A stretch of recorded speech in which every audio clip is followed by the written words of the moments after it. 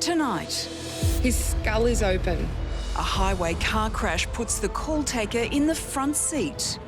We need to control that bleeding, okay? And a mobile patient Trying to work out the best way for you. It's like playing Tetris. requires an extreme extraction. With a special unit, you don't take it out that window. We have to be so careful, so we're just really on edge. A patient on the run causes alarm. Go in the car, go in the car. She's holding something, I don't know what it is.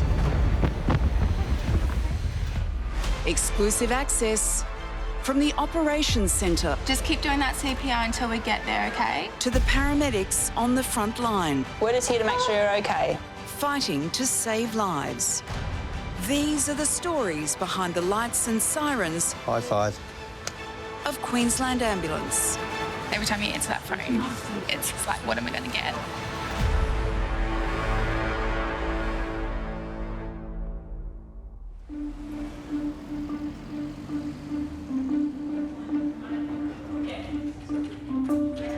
It's the start of the day shift for the Queensland Ambulance Service in Brisbane. Bye, guys. Have a good day.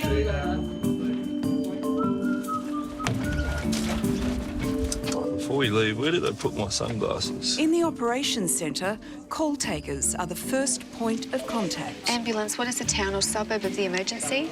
You've got a fire in the house. I'm going to tell you how to stop the bleeding, okay? In a typical 24-hour period, they'll answer more than 1,000 000 calls in Brisbane alone, and their advice can be the difference between life and death. Ambulance, what is the town or suburb of the emergency, please? Well, there's a guy in the car in a Toyota Land Cruiser, Yeah. completely total, and he's just laying there unconscious. Okay. Just one single car? Yes. Anyone in the car? Yes, All right, stay on the phone, okay? Are you with the patient now? yes, I'm with him. How old does he look? Or how old is he? How old does he look? He looks in his early 20s. Okay, is he awake? No, he's unconscious. Is he breathing? Yes, he's breathing. All right, help is on the way, okay? Stay on the line. Thank you so much. All right, now, are there any chemicals or other hazards involved? Yes. There's the battery liquid, and the motor's still running. The motor's still running. Okay. Hey, buddy, Is he trapped? Is he trapped? He's trying to get up. So he's awake now?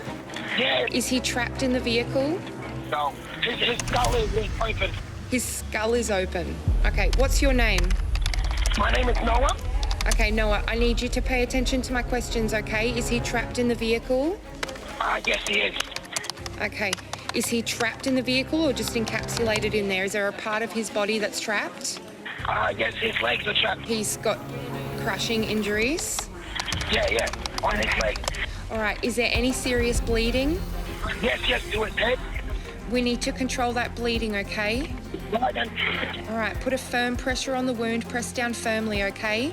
On his leg and his head. I can't get to the gas when he says no. Just try your hardest, okay? You're both doing really well. Yeah, I'm sorry, I'll try my hard going.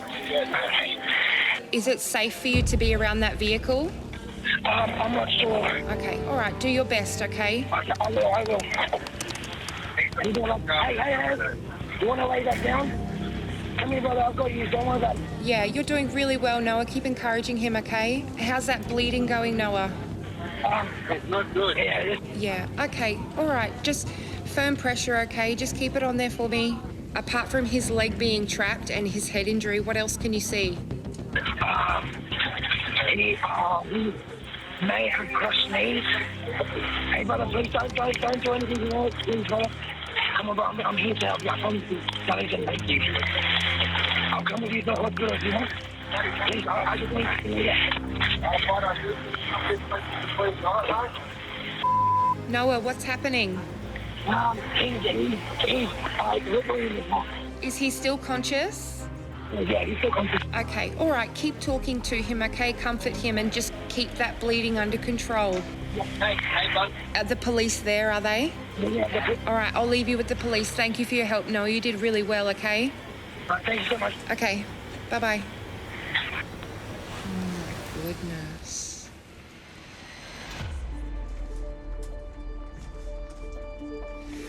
Yeah, his car is completely totaled and he's trapped in the vehicle.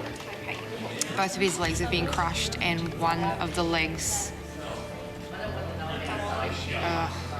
is what's trapping him in the vehicle, and apparently half of his scalp is missing. And he's only about 20 years old. Sometimes in those situations all you can really do is just comfort someone. Just at least like being like a positive person there for him is a good thing. This part of the job sometimes leaves you wondering, but QPS said it's not looking good.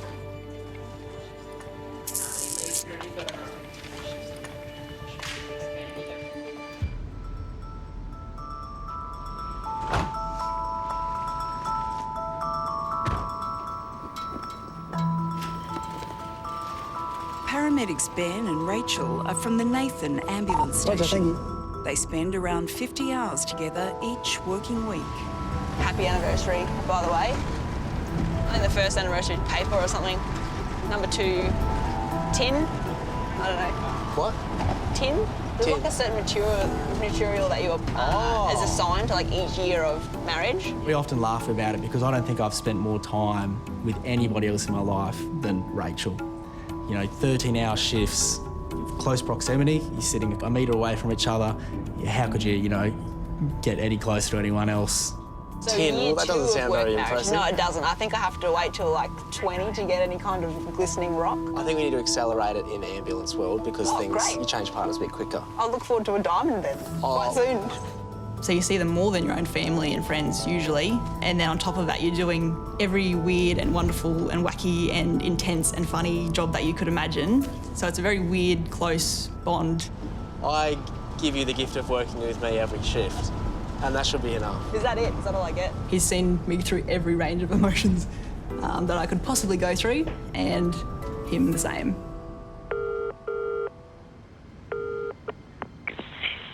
What is the town or suburb of emergency? My partner had a heart attack in November. Yep. He just woke up spewing and he's just looking at me blankly. Yesterday morning he started slurring some words. Her face is gone like around her mouth. It's gone like a light blue. Okay. She's not taking any breaths in or out, but her heart rate's normal. I called police before regarding this girl that I saw in my house, and then she went across the street to a different house, and she looks like she has some mental health issues. Okay, is this in regards to a female wearing a black jumper and pants? Yes, that's correct. Okay. She's still there. I'm not too sure that she does have full cognition. No worries, we're coming as quick as we can, okay? Ben and Rachel in car 451 are the nearest available crew and are 7 minutes away. Because of the unpredictable nature of this case, police have also been dispatched. We're going to a mentally ill person, the female having a mental health episode. Female is sitting on the ground, playing in the dirt, does not appear cognizant of her environment. Police on the way. The number of people presenting to Australian emergency departments with mental health-related issues is on the rise. The latest 12-month figure is more than 286,000 cases. For me, these jobs are some of the most challenging that we go to because often the details are so vague. The only information that we get is that someone's playing in the dirt. That's not something that you read about at uni or in a textbook. And there's often a bit of a mix of social situations and mental health and sometimes drugs or alcohol. And you're trying to use all of your experience and knowledge to figure out what's going on and where we fit into this case and what we can do for this patient. Oh shit, there is someone playing in the dirt over there. Just be a bit careful. Don't know what she's gonna do.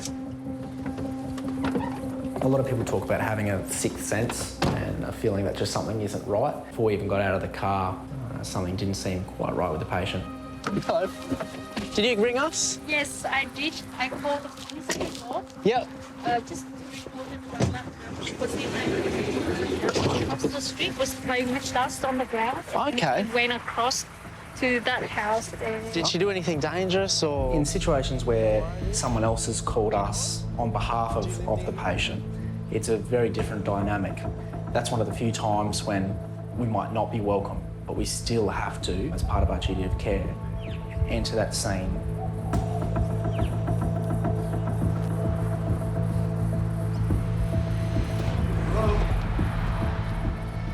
You can be trained to deal with a dangerous situation, but the real dangers that we face at work is the unpredictability of patients. The instances where paramedics get injured is when we're called to a seemingly safe scene, which quickly becomes unsafe for us. G'day. Go in the car, go in the car. She's holding something, I don't know what it is.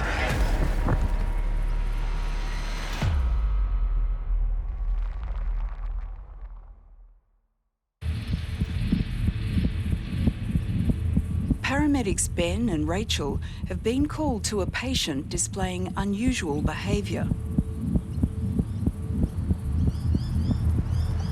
G'day.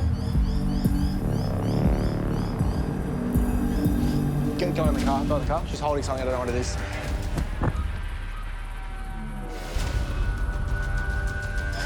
What have you got there? Oh, just a pen. Hello. What are you doing? Come and have a chat. I'm just from the ambulance. Curious, You just gave us a fright. Where are you headed?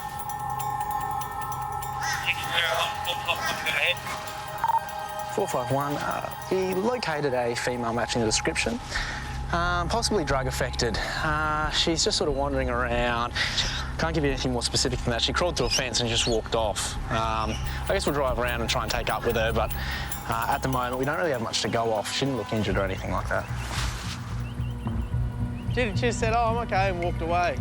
I don't know.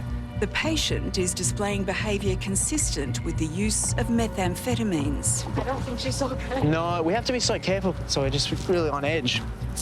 Most of the time, the dangers we see with people that use methamphetamines are self-inflicted injuries, whether intentional or accidental. So I might be running in front of a car or inflicting harm upon themselves with a knife. We've got the police coming too, so we'll try and find her and make sure she's okay. Thank you.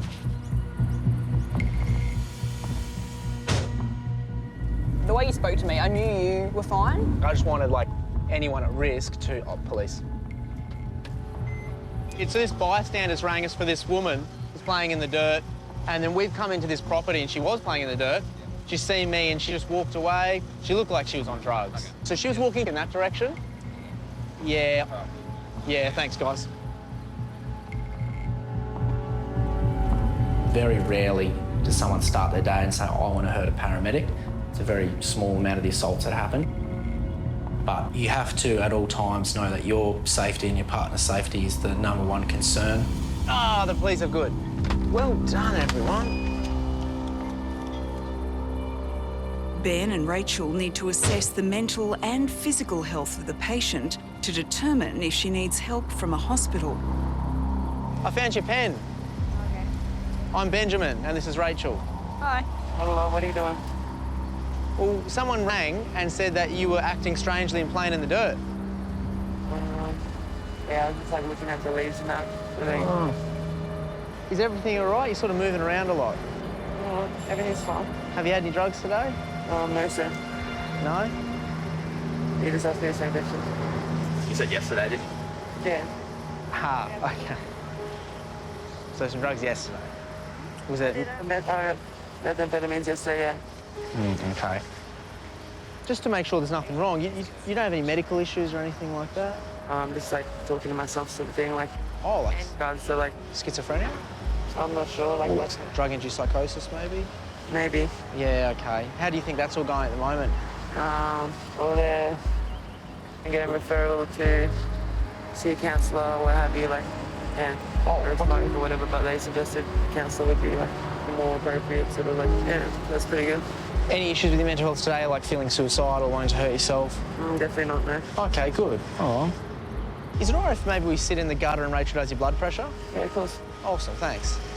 Your heart rate's a little bit quick, but that's sort of to be expected if you've had some amphetamines. It feels nice, it's cold. Sorry, mate? It feels nice cold. Oh, does it? Yeah. The cold metal. 140 on 90. Okay. Well, everything looks all right. Do you think there's any reason you need to come to hospital? Are you feeling sick in any way or anything like that? Yeah? Just to make sure you know where you are and everything like that. Do you know what month we're in? Good. It's not at a significant risk of harm No, because of it. to herself or anyone else, yeah. That sounds pretty good. It does. She actually seems pretty reasonable. Yeah.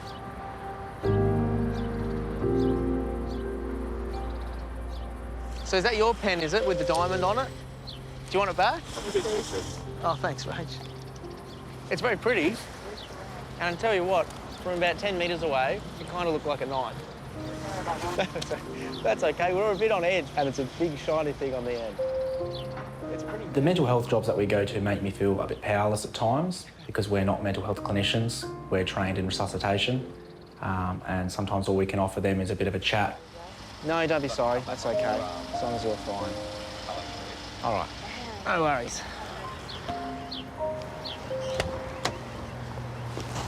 Good outcome. Great outcome. Yeah. Quirky job. Yep. It's all just the risk, isn't it? Like, she wasn't actually a scary person. No. But it's a good lesson in keeping your wits about you, hey? Exactly. All I saw was someone holding something shiny. Instead of 10 metres away, she was just around the corner and she had that there. What would you have done? Maybe gone hands-on. Like, I would have, like, quickly decided, like, run or fight. Yeah. And then maybe, like, try and grab a hand or something. I would have come back you up. I hate when you watch the movie and the girl stands there while the guy gets beat to death, and the girl could just go in and grab the That knife. would never happen with us. Like, help him now. Good job, team. Yeah, good job.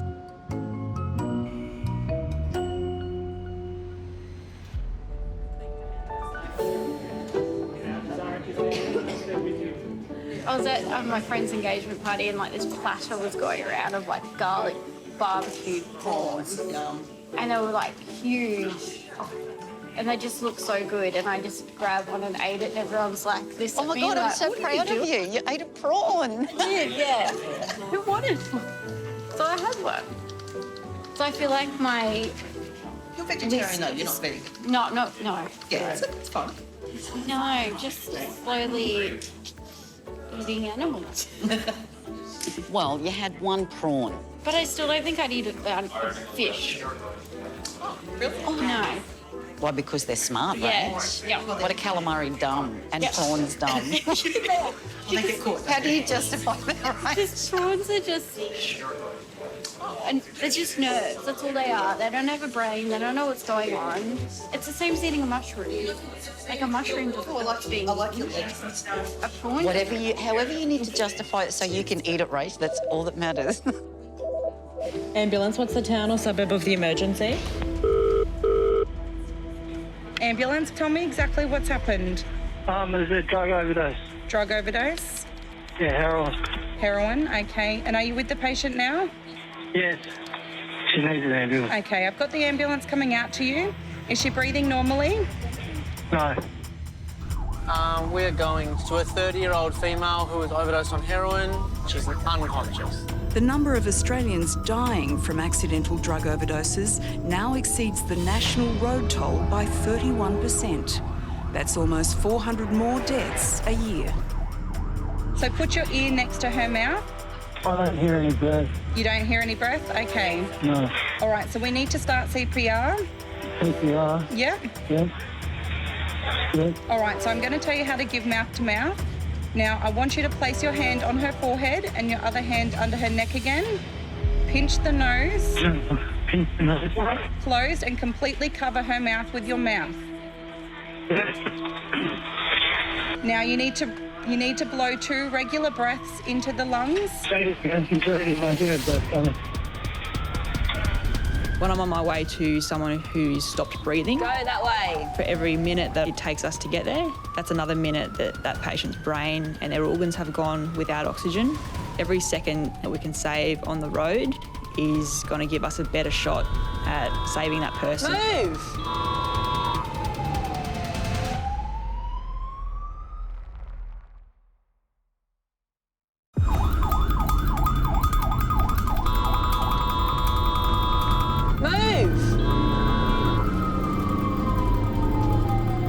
Advanced care paramedics Ben and Rachel have been dispatched to a heroin overdose. They are 4 minutes away.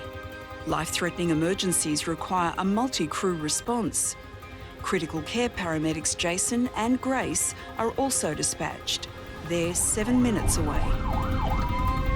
I love going to the big jobs. I guess it's the whole experience of seeing the big job pop up on the screen, 1 Alpha, and the adrenaline rush you get from that, and thinking, right, this isn't fun and games, this is a big job, this is serious, this is when I need to be at my very best.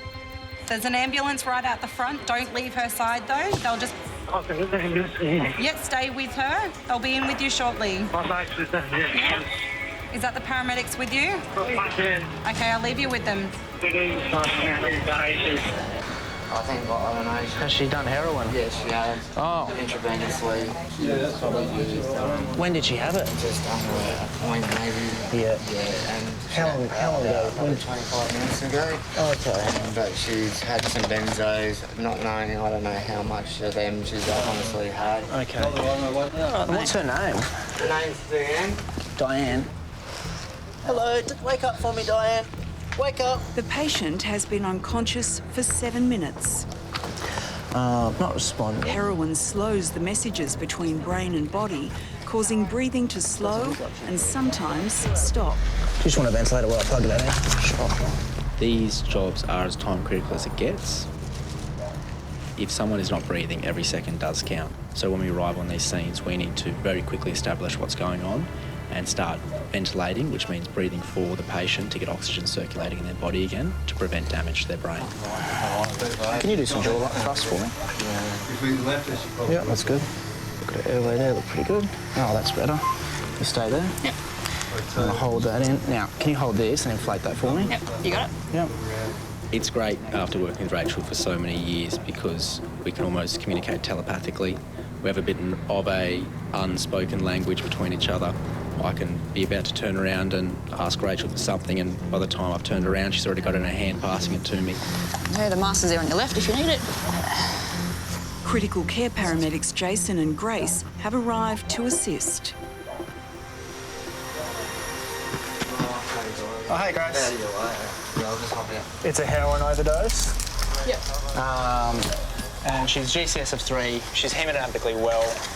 She's got a breath rate of maybe about 6. With a good airway, we've just inserted an LMA and it appears to be working really well. Stats are 100%, heart rate's 115.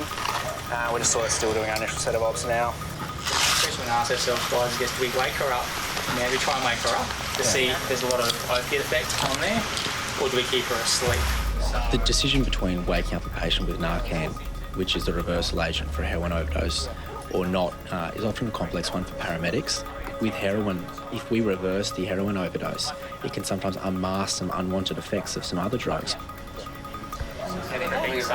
Maybe some small incremental doses of IV Narcan to see if we can get some response out of it. Is there a plan if she does wake up agitated, aggressive in this small space? One of our big concerns is the way that they're going to wake up. It's not just about how they feel about us being there. Sometimes it's about the fact that this patient's been deprived of oxygen for a long time, and that can make the brain really irritated and make the patient act violently. So what we do, if she does wake up a bit scared, we do to just reassure her for us. Yeah. Is that okay? Okay. What do you want to try and do? It's another 100. Yeah, you might be bored. D, open your eyes. Open your eyes. Any trap squeeze at all, mate?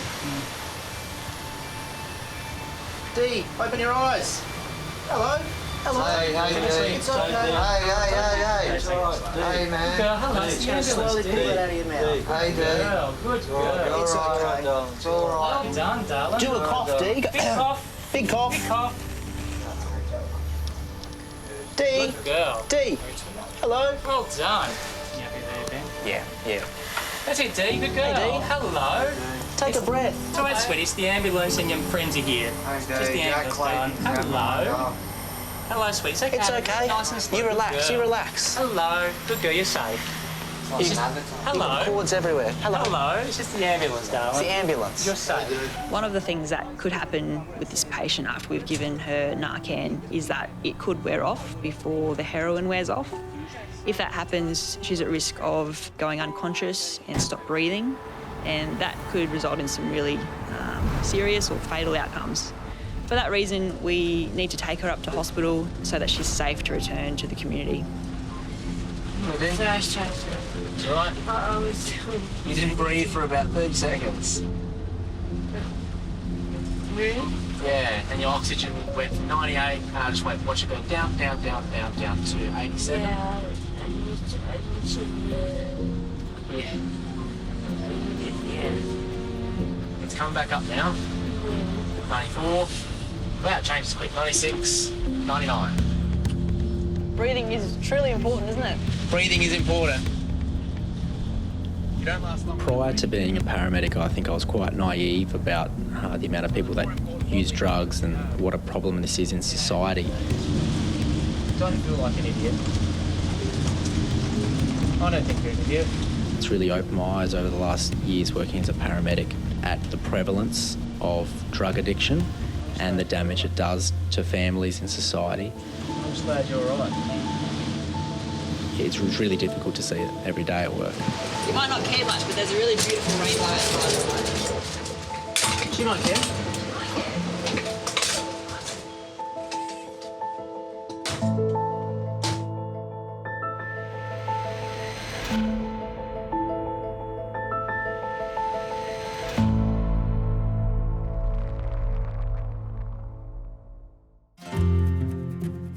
The Queensland Ambulance Service's 12-hour night shift is about to start.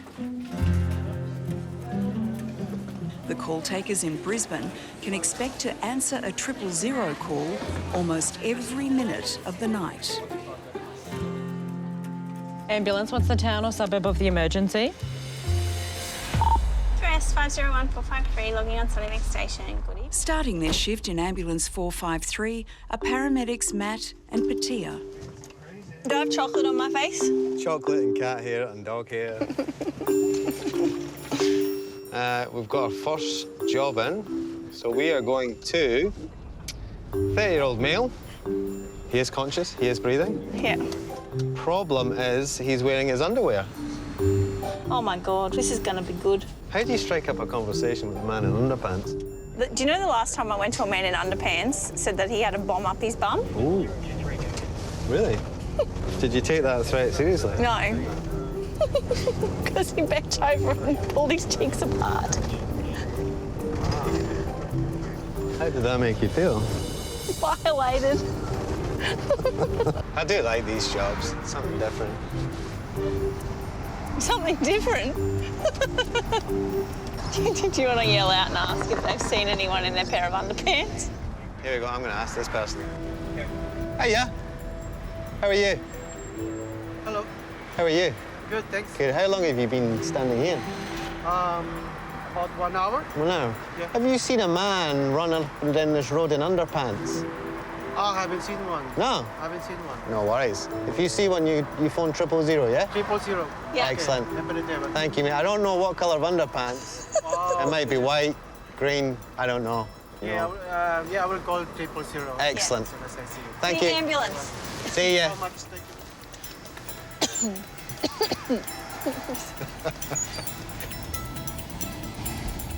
you. Ooh. What? Someone's running. Where? Yeah. I don't see anyone running. Ah, damn it, he's wearing pants. I really wanted to find him. So did I. 453, we've been the whole length of Warrego Road and found no patient wearing underpants running up and down the road. Would you like us to keep looking? Just nearby 453. I would imagine not. Roger. In the operations centre, call takers continue to respond to a steady stream of calls. Oh, this kid jumped up and put his head into the moving fan, and it kind of sliced his head. Done that before. Have you? You know when you get changed and you put your arms up to get changed and you put your hands in the fan? I've done that 3 times. Well, I wouldn't know, Jared, because I'm not as tall as you. I can't reach the fan. I've had a fall and I can't get up. Okay. I'm all right, I'm not hurt or anything, I just can't get up. Okay. Okay, and what part of the body was injured? She's got a huge black eye, big bruise on her shin, and she's laying on the floor in the bedroom. Okay, and when did this happen? She said she fell last night, and she said she can't, hasn't been able to get up or move. So she's obviously been there since last night. And how old is she? Mum, how old are you? 77. Yes. 77, okay. 501 453. 453. Yeah, I might get you pushing towards 8 Mile Plains if I can. We're in 8 Mile Plains.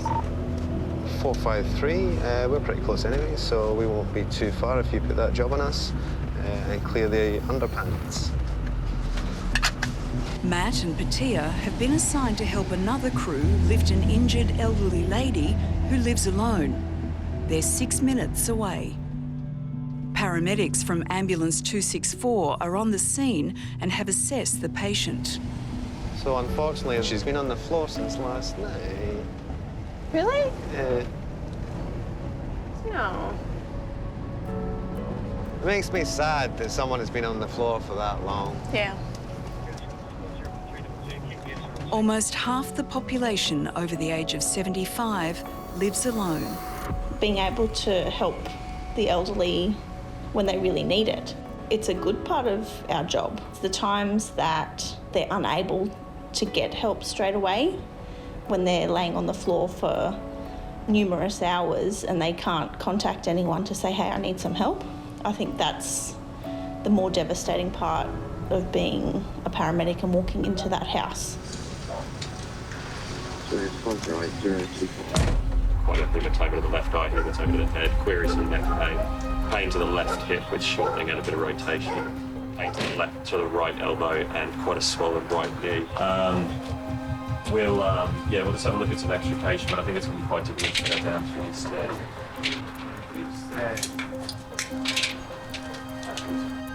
Hello. You're popular today. Sorry, Tanya. We're trying to work out the best way for you with the least amount of pain. But that staircase is not good. Can we bend to the knee? The only thing I was thinking is we're going to need to bend it potentially to get around the corner. Yeah. Now we won't be able to lift that knee up because it'll affect the hip. Yeah, I know. But All right, I'll have a look. the main difficulty with extricating this patient is the staircase. It's a nightmare.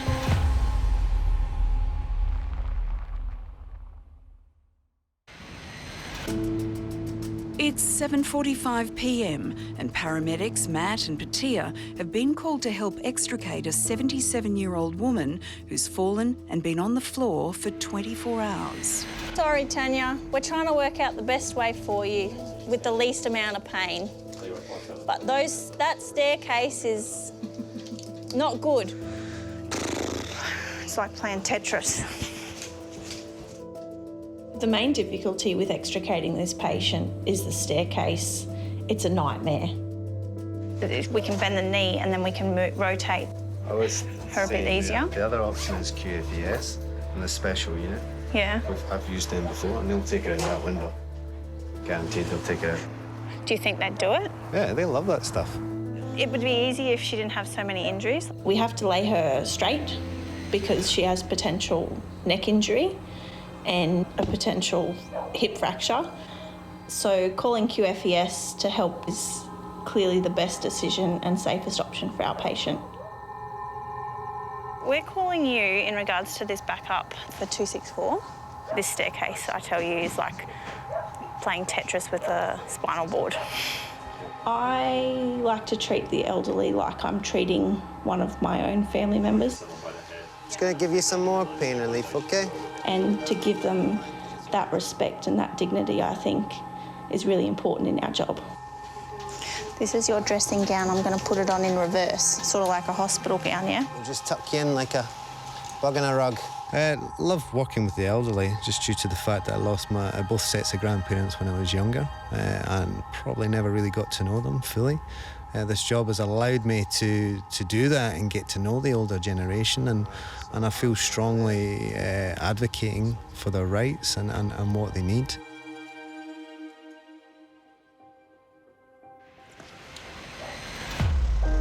That's the boys. Yeah.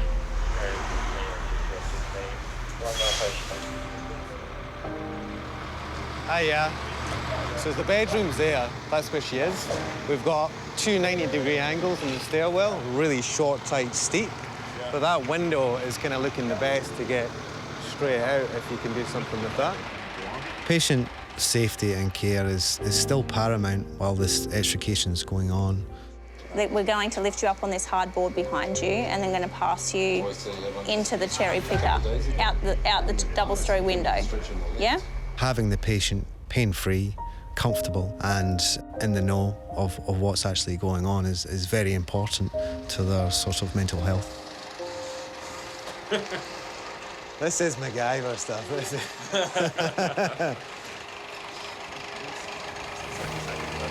I grew up in the 80s, like I grew up with 18, Knight Rider, Airwolf, MacGyver.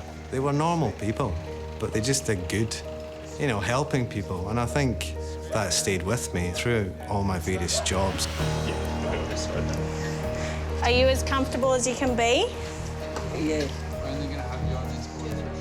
It's quite a daunting process to have just one paramedic crew in your bedroom, let alone 2 paramedic crews and 3 fire engines outside, red and blue flashing lights, and multiple fireys coming into your bedroom saying, we're going to take you out the window. You got that one? Right, we're going to go down, level to the stairs a little bit. Yeah. Johnny, you all right? Yeah. We'll go right there. All yours, mate. I haven't got it. All right, Yeah. Yeah. Sorry if it's a bit cold out here. Yes, this is an extraordinary way to get you out of your house, but it's the safest, most appropriate and most comfortable way to get her out of her house. Awesome. Thanks for that, mate.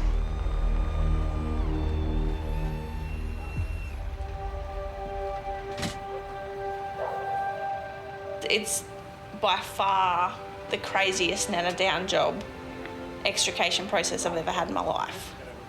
Never in a million years would I expect that we call a cherry picker to pull a lady out the window.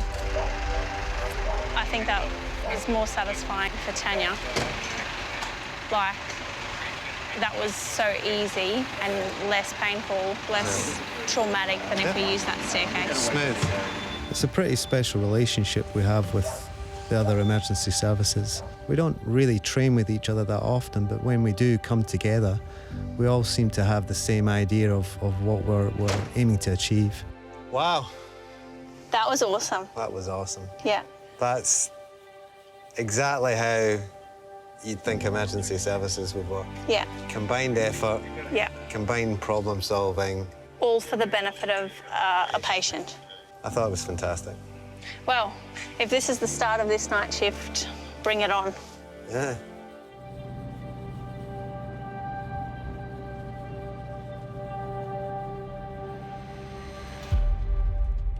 Three hours into the night shift, and QAS in Brisbane has received one call almost every 60 seconds. Tell me exactly what's happened. My son, he's anaphylaxis. He's coughing and struggling to breathe. There's a snake in our backyard, and we don't know if one of our dogs got bit. I'm just scared that our dog got bitten. Ambulance, tell me exactly what's happened. I've actually got my daughter-in-law here. She was due last Saturday for a baby, and she's going into contractions, and they're only about 5 minutes apart. Okay, is this her first delivery? No. 6, 7th one. Does she have any high-risk complications? Yeah, she has. She was actually told if she has any labour pain, she has to go straight to Royal Brisbane.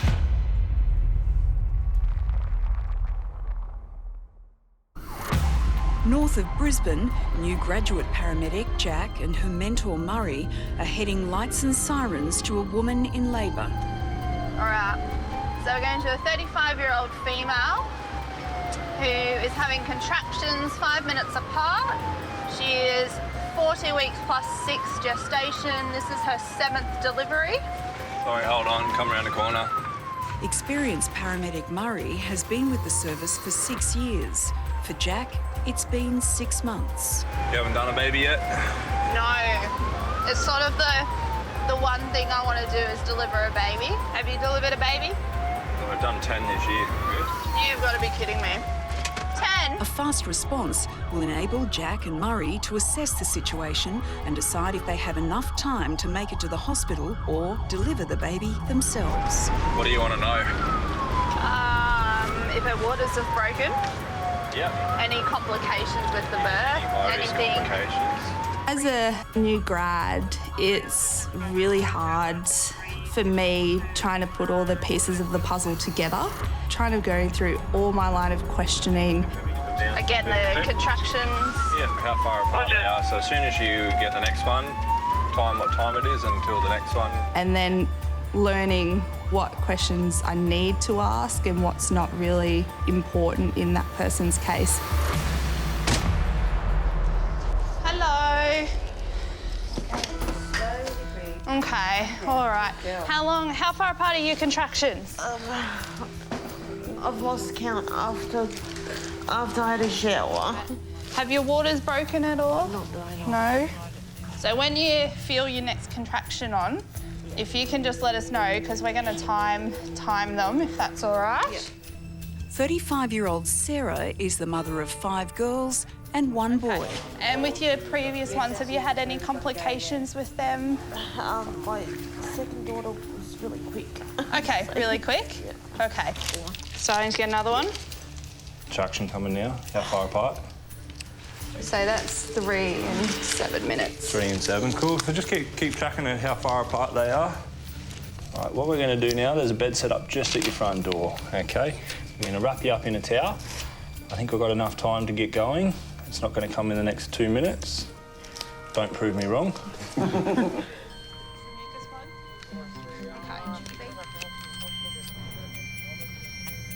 Okay, so I'm just going to bring you up now, okay? Jacqueline, jump in and gown up. Don't worry about anything else. We'll sort all this out. She's having more. Do you want anything else from me before we start moving? No. You're all right.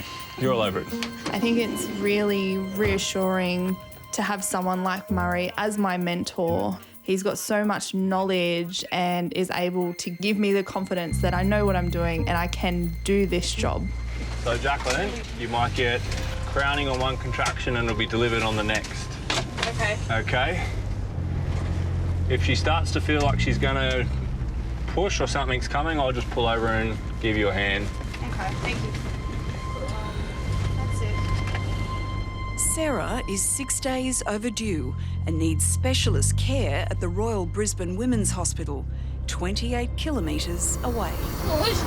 Yep. If you need a push, push. Bear down, okay? Female patient contractions are less than 2 minutes. We're going to try and make it to the Royal, but don't know how lucky we're going to get. Roger, 50123, thank you.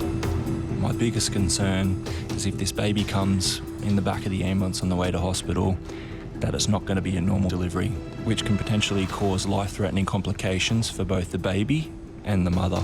That's it, you're doing really well. That's it. Doing well. Nice deep breaths. That's it. I want to push. Okay. If you want to push, you push, okay? We're not going to stop you. You do what your body's telling you to do, okay? I'm pretty sure the mucus plugs. Are ruptured? Yep. I don't think we're going to make it. Another one. Yep. Yep. Squeeze. That's it.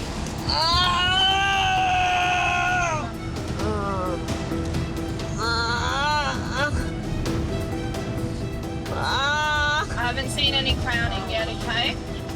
But I don't think you're far off, okay? Yeah.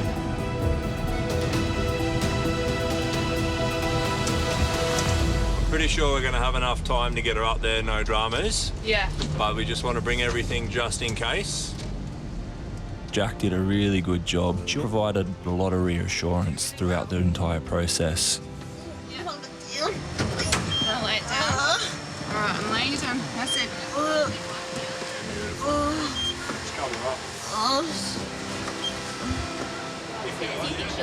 I reckon she'll make it upstairs, yeah. I do. She's not crowning or anything yet, but... While unfortunately it wasn't the outcome Jack would have liked, I have no doubts that if the baby had been born in the back of the ambulance, Jack would have been able to successfully deliver a healthy baby. The delivery of a baby is a job that both call takers and paramedics relish. Just the excitement of being able to be involved in that process and bringing new life into the world is really something special for both call takers and paramedics.